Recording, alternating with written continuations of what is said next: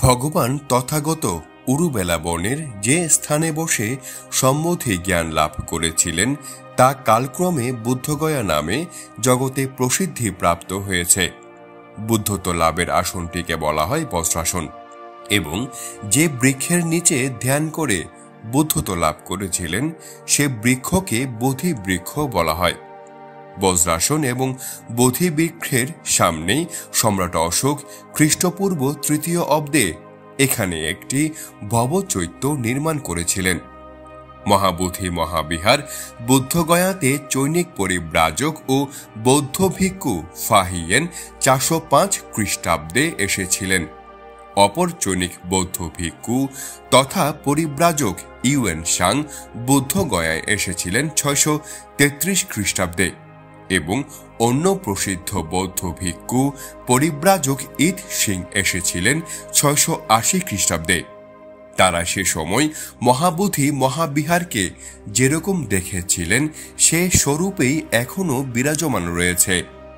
British পুরাতত্ত্ববিদ sir Alexander Cunningham ১৮৬২ সালে একজন দেবদূতের মতো এসেছিলেন এবং জীর্ণশীর্ণ মহাবোধি মহাবিহারের জীর্ণোদ্ধারের ভিত্তি রেখেছিলেন। ১৫৯০ সালে শৈব মতাবলম্বী মহন্ত ঘমন্তগিরি নামে সন্ন্যাসী এসে মন্দিরকে অস্থায়ীভাবে কবজা করে নিয়েছিল। এখন আসুন ইতিহাসের সত্যতা এবং বুদ্ধকে চেপে দেওয়ার যে ষড়যন্ত্র পরবর্তী সময়ে ব্রাহ্মণ্য করেছিল তা জেনে নেওয়া যাক। সম্রাট অশোক রাজত্ব গ্রহণ করার ১০ম বর্ষে বুদ্ধগয়া পরিদর্শনে এসেছিলেন। দেবানম প্রিয়দর্শী রাজা স্বীয় চতুরঙ্গিনী সেনার সাথে মহাবোধি বিহার স্থান দর্শন করেছিলেন।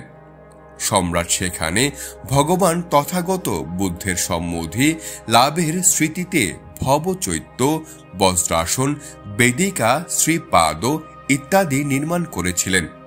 ব্রিটিশ পুরাতত্ত্ববিদ স্যার আলেকজান্ডার কানিংহামের মতে বুদ্ধগয়ায় যে মহাবোধি মহাবিহার ছিল তা ইন্দোনেশিয়ার সম্রাটদের দ্বারা ২য় শতাব্দীতে নির্মিত হয়েছিল।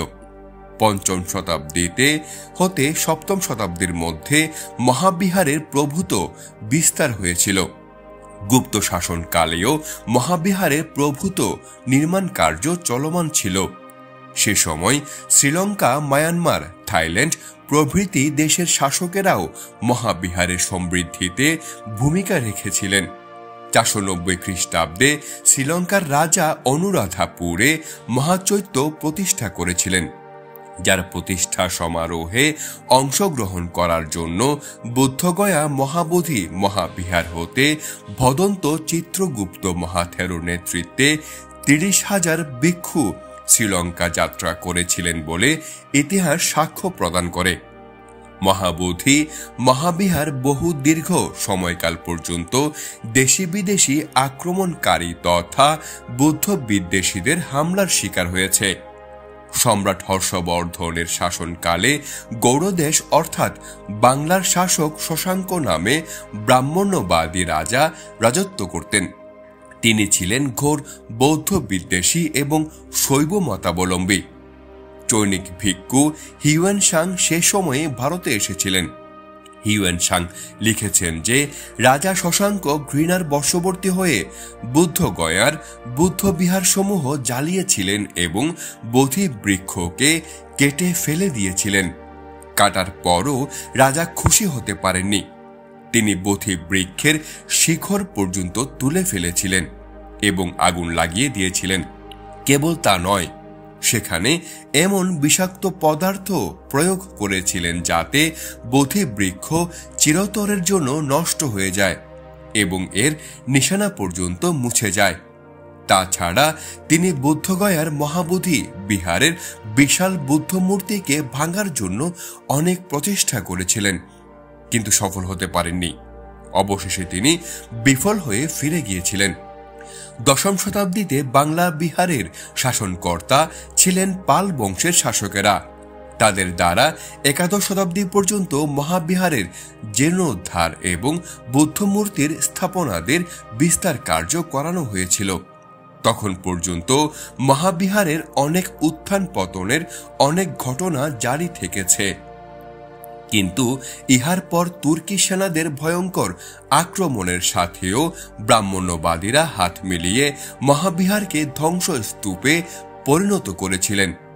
এখানকার সমস্ত ধন সম্পদ লুট করে নিয়েছিল। হাজার হাজার ভিক্ষুদেরকে হত্যা ও তাড়ানোর ব্যবস্থা করেছিলেন।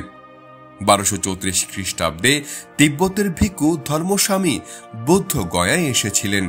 সে সময় তিনি কেবল 4 জন ভিক্ষুকে অবস্থান করতে দেখেছেন।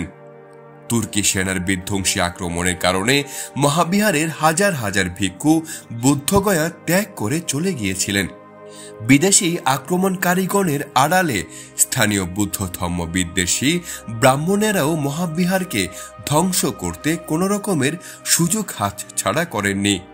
শতাব্দীর পর শতাব্দী পর্যন্ত মহাবিহার ঘন জঙ্গলের জমিনে কবরস্থ ছিল। অবশেষে ব্রিটিশ পুরাতত্ত্ববিদ স্যার আলেকজান্ডার কানিংহাম এবং শ্রীলঙ্কার অনাগারিক ধম্মপাল এসেছিলেন এবং মহাবিহার মুক্তি ও ধম্মের পুনরুত্থানের প্রারম্ভ হয়েছে। বার্মার রাজাগণ এবং জনগণের দ্বারা মহাবোধি মহাবিহারের নির্মাণ ও জীর্ণোদ্ধার কার্যে বিশেষ ভূমিকা রেখেছিলেন।